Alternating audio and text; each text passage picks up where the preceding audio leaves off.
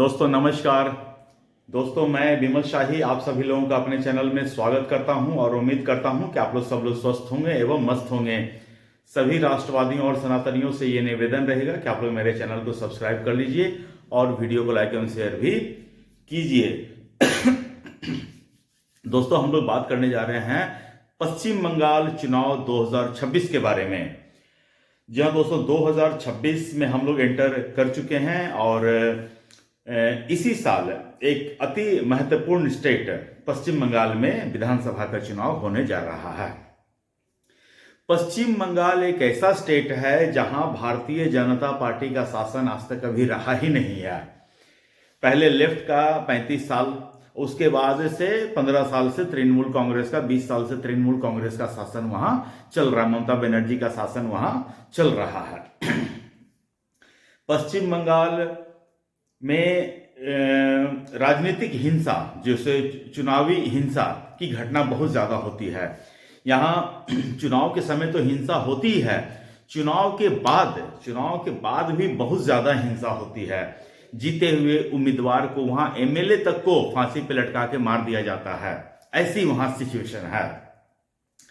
तो इस बार बीजेपी पश्चिम बंगाल में अपना पहला चुनावी जीत दर्ज करने के लिए पूरी तरह से प्रयासरत है और पूरी जी जान लगा रहे हैं। हालांकि 2021 के चुनाव में भी बीजेपी का बहुत ज्यादा प्रबल चांस था, लेकिन बीजेपी वहां 77 सीटों पर ही सिमट कर रह गई। बाद में भी कुछ और लोग छोड़कर चले गए थे, लेकिन चुनाव के दिन, जो काउंटिंग का दिन होता है, उस दिन 77 एमएलए उसके जीते थे पश्चिम बंगाल में। ये हुआ था 2021 में। उसके बाद 2024 में लोकसभा का चुनाव था। तो जहां 2019 के लोकसभा चुनाव में पश्चिम बंगाल में बीजेपी वहां पर 24-25 सीट जीते थी, इस बार घटकर 2024 के चुनाव में सिमटकर 17-18 पर आ गई थी। तो कहने का यह मतलब है कि पिछले बार के प्रदर्शन के बाद बीजेपी ने जो अपना टॉप का प्रदर्शन किया था विधानसभा में, उसके बाद से 2024 के चुनाव में बीजेपी के प्रदर्शन में गिरावट आई है, डिक्लाइन हुआ है। इसका एक सीधा सीधी वजह तो यह दिखती है कि बीजेपी जो चुनाव के हिंसा के बाद 2021 में जो चुनाव हुए थे, उसके बाद बहुत ज्यादा चुनावी हिंसा हुई थी और चुनावी हिंसा होने के साथ साथ बहुत सारे बीजेपी के कार्यकर्ताओं की हत्या भी हुई थी। तो इसके बाद सब लोग ये चाह रहे थे कि बीजेपी का टॉप लीडरशिप जो है कुछ एक्शन ले, लेकिन कोई एक्शन ले नहीं पाए हैं। तो अब ये सब चीजें बीते दौर की बात हो चुकी हैं। इस बार पश्चिम बंगाल में एसआईआर भी हो रहा है और वहां एसआईआर की खबर सुनते ही करीब 1.5 से 2 करोड़ बांग्लादेशी जो हैं वो भागना शुरू कर चुके हैं। सोचिए, एक कोई जगह था, नाम मैं भी भूल रहा हूं, वहां की जनसंख्या थी करीब 30,000 40,000, लेकिन वहां एक्चुअल वोटर मात्र 1500 ही थे। तो सोचिए, एसआईआर के काम होने के बाद कितने ज्यादा लोगों का नाम कटा है। पश्चिम बंगाल की मुख्यमंत्री जो है ममता बनर्जी लेफ्ट के खिलाफ जब लड़ती थी तो इसी मुद्दों पर, बांग्लादेशी के मुद्दों पर ही लड़ती थी कि बांग्लादेशी को ये लोग वोटर बना के रखे हैं, बांग्लादेशी को बाहर फेंको। इतना मोटा फाइल लेकर प्रधानमंत्री मनमोहन सिंह के समय में लोकसभा स्पीकर को ऐसे फेंक कर आई थी कि इतने सारे अवैध बांग्लादेशी रह रहे हैं, इनको बाहर करो।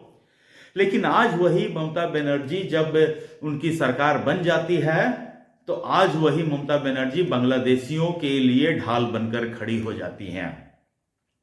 तो इन सब को लेकर जो पश्चिम बंगाल में एसआईआर हो रहा है, तो अमित शाह को बांग्लादेशी को निकालने की जरूरत ही नहीं पड़ रही है। बांग्लादेशी खुद ब खुद ही जाकर लाइन लगा के खड़े हो गए हैं बॉर्डर पे कि हमको बाहर निकालो भाई, कि हम अवैध तरीके से घुसे थे। सोचिए, बांग्लादेशी मान रहे हैं कि वो बांग्लादेशी हैं, लेकिन भारत के जो विपक्षी दल हैं, खासकर ममता बनर्जी, कांग्रेस, लेफ्ट वाले, वो कह रहे हैं कि नहीं, बंगाल के लोगों को निकाला जा रहा है। तो इस बार ये सब को देखकर अमित शाह, भारतीय जनता पार्टी के चाणक्य, जो उन्होंने एक रणनीति बनाई है, चक्रव्यूह बनाया है, और उस रणनीति के तहत 3 उन्होंने अपने सिपह सलार को नियुक्त किया है। 1 नंबर पर है भूपेंद्र यादव, भाजपा के संगठन के मास्टरमाइंड हैं ये आदमी, ठीक है, भूपेंद्र यादव। दूसरे हैं सुनील बंसल, बीजेपी के संगठन के महामंत्री हैं। और तीसरे हैं बंगाल लोकल के शुभेंदु अधिकारी। शुभेंदु अधिकारी का तो नाम सुनकर ममता बनर्जी और टीएमसी वालों की तो नींद उड़ जाती ही होगी। 2021 के चुनाव में नंदीग्राम विधानसभा क्षेत्र में शुभेंदु अधिकारी और ममता बनर्जी का नेक टू नेक फाइट था, और उसमें बाजी मार गए शुभेंदु अधिकारी। ममता बनर्जी सोचिए नंदीग्राम से आंदोलन करके आज इस लेवल पे पहुंची है, और नंदीग्राम में ममता बनर्जी हार जाती है।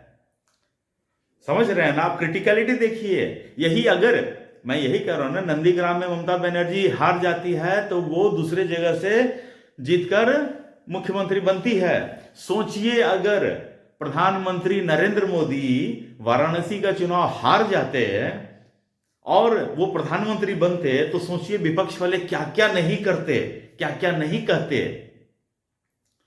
तो अमित शाह ने अपने 3 सिपह सलार को नियुक्त किया है और खुद इनके कंट्रोलर बन के बैठे हुए हैं।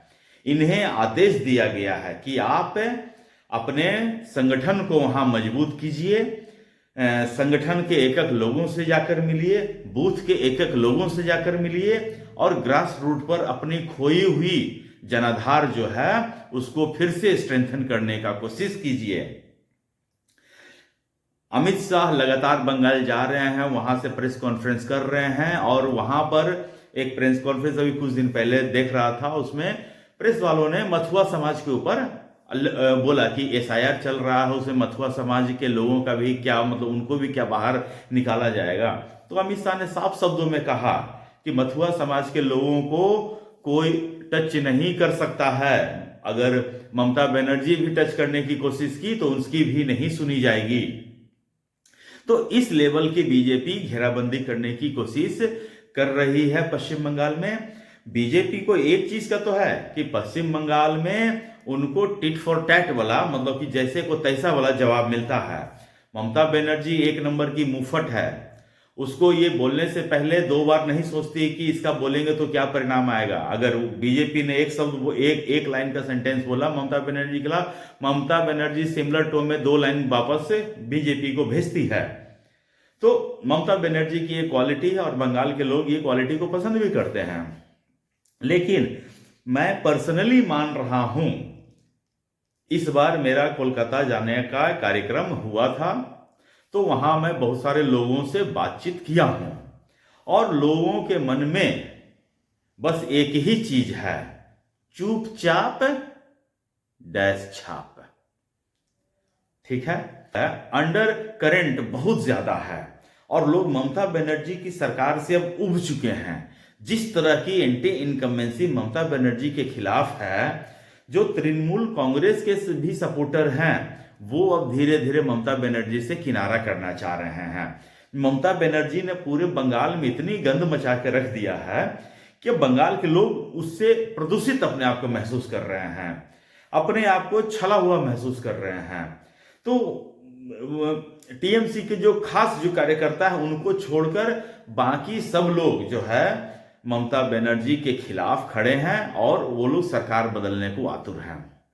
दूसरी बात देखिए, अभी चुनाव का बिगुल फूकने दीजिए, बहुत सारे कांग्रेस के जो बड़े नेता हैं वो भी बीजेपी में शामिल होंगे, जो कांग्रेस द्वारा साइडलाइंड हैं, जो साइडलाइन कर दिए गए हैं, वो बहुत सारे नेता जो हैं बीजेपी ज्वाइन करने के बारे में सोच रहे हैं। तो इससे भी बीजेपी को मजबूती मिलेगी।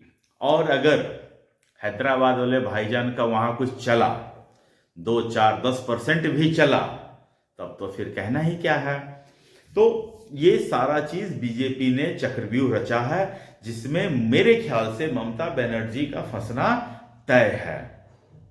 तो अब देखिए चुनाव कब होता है, ये तो अभी बहुत लंबी दौर है, लेकिन चुनाव की बिसात वहां बिछनी शुरू हो चुकी है। मोटा मोटी इतना ही मुझे कहना है।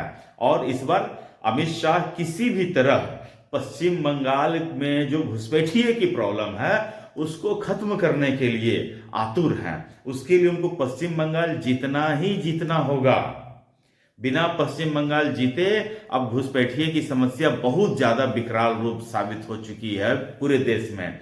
तो अब नक्सलवाद को खत्म करने के बाद अमित शाह घुसपैठिए के पीछे पड़ रहे हैं। और हम सबको, मैं तो पूरे पश्चिम बंगाल के लोगों को कहना चाहूंगा कि आप बीजेपी को जिताइए ताकि घुसपैठिए की समस्या से बंगाल मुक्त हो सके। बहाया बंगाल पूरे देश में ये लोग फैल चुके हैं। तो Bengal is the border line, उसको कट करना बहुत जरूरी है। वहां पर बीजेपी का होना बहुत जरूरी है। तो दोस्तों मुझे आज के लिए इतना ही अपडेट देना था। आप लोग अपना ख्याल रखिए, स्वस्थ रहिए, मस्त रहिए। तब तक ले नमस्कार, बाय।